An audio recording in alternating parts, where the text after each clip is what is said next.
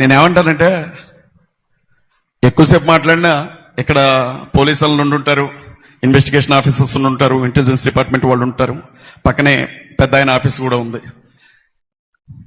ఇదంతా వద్దు, ఇదంతా వద్దు.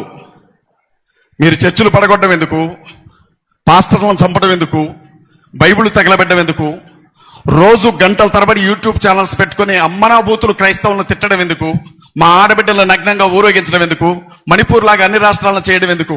మీకు అడ్డెవరు? మా క్రైస్తవులు, మా ముస్లింలు, మా దళితులే కదా.